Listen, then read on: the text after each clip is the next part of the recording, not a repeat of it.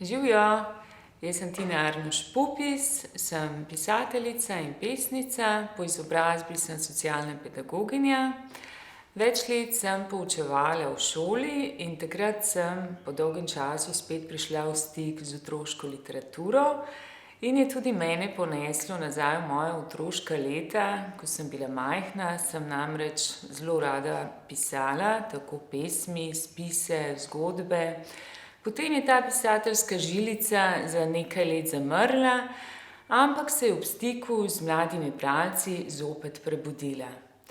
In takrat je začelo nastajati nekaj zgodb in počasi se je nabralo dovolj materiala za eno knjigo in sem se tudi sama opogumila, da stopim do založbe in je nastala tale knjiga, moja prva, Za 9 drevesi. Zdaj pa, o čem pišem? V mojih knjigah največkrat nastopajo živalski junaki. Zakaj? Zato, ker sem tudi sama velika ljubiteljica živali in narave nasploh. Če je le mogoče, si vsak dan vzamem en košček časa in smuknem na kakšen bližnji travnik ali v gozd in tam pogosto srečujem tudi svoje knjižne junake. Včasih recimo srečam kakšno veverico, pa zajca, tudi lisico in jazbeca sem že srečala. No, medveda na srečo še nisem, upam, da tako tudi ostane. In glede na to, da veliko srečujem gozdne prebivalce, ni nič čudnega, da se je z leti nabralo kar nekaj gozdnih zgodb in so nastale kar 3 knjige z gozdnimi junaki. To so že omenjena Za 9 drevesi, potem je tale Na gozdni južini in knjiga Nad gozdom se nekaj svetlika. Večkrat me vprašajo, kaj pravzaprav potrebuje pisatelj, da lahko dobro piše, pa od kje pridejo ideje in od kje pride navdih. Pa se mi je včasih zdelo, da na to vprašanje niti ne znam odgovoriti, ampak zdaj se mi zdi, da vseeno je nekaj dejavnikov, ki vplivajo na to, da pisanje lažje ali pa bolje steče. Mislim, da je zelo pomembna bogata domišljija. Jaz je imam že od malih nog kar precej in včasih mi to pride prav, včasih malo manj. Je pa pri pisanju to zagotovo zelo dobrodošlo. Potem druga zadeva je seveda velika ljubezen do knjig. Jaz zelo rada in zelo veliko berem. Mislim, da vsak pisatelj bi pravzaprav moral kar precej brati, ker to je tako kot pri športu, recimo športniki morajo veliko trenirati, zato da lahko dosegajo dobre uspehe. In z branjem pravzaprav treniramo jezikovne spretnosti, bogatimo besedni zaklad in to nam pri pisanju vsekakor pride še kako prav. No, jaz imam zelo rada tudi kakšne besedne igre, tega veliko uporabljam v svojih knjigah. Rada imam tudi različne jezikovne izzive in prav zaradi tega je nastala tudi ena zelo posebna knjiga. To je tale knjiga Zebra v ogledalu.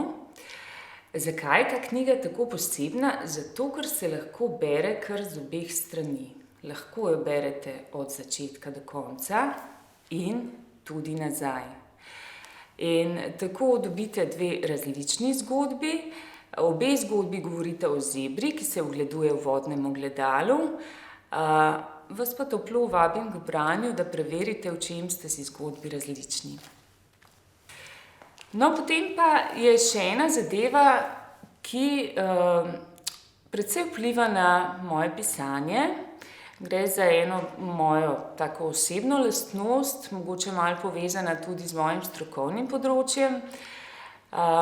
Sicer jaz zelo rada poslušam druge ljudi, zelo me zanimajo njihove zgodbe, poskušam se vživeti v njihove zgodbe. Zanima me, kako drugi doživljajo svet okoli sebe in potem včasih to primerjam s tem, kako sama doživljam svet. Pa seveda vedno znova pridem do tega, da različno doživljamo svet. Zanimivo se mi zdi tudi, kako ljudje tkemo odnose med seboj in včasih ravno zaradi teh naših razlik potem pride do ali kakšnih konfliktov ali pa kakšnih hecnih zapletov. In to je zelo dobrodošel material za moje zgodbe, ki se potem v moji glavi preplete s to ljubeznijo do živali in tako nastanejo take zanimive, zabavne, živalske zgodbe, polne preobratov, ki nam dajo včasih tudi malo misliti. No, zdaj pa za zaključek bi vam pa prebrala eno pesem. Pesmi največkrat objavljam v otroških revijah. Tale pesem pa ne govori o živalih, ampak govori o strahu. Oziroma o tem, kako se en fant sooča s svojim strahom.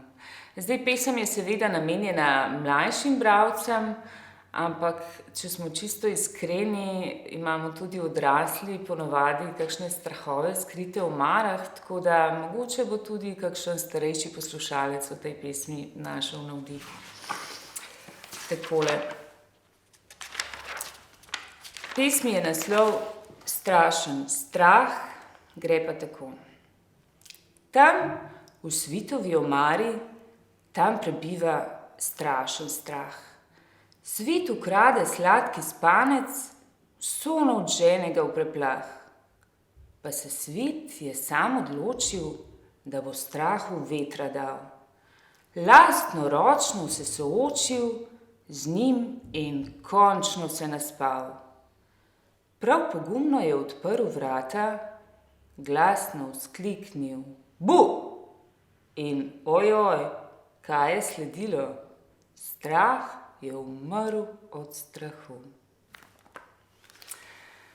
Tako, zdaj vas pa lepo pozdravljam in vam želim še veliko dobrih knjig. Se beremo.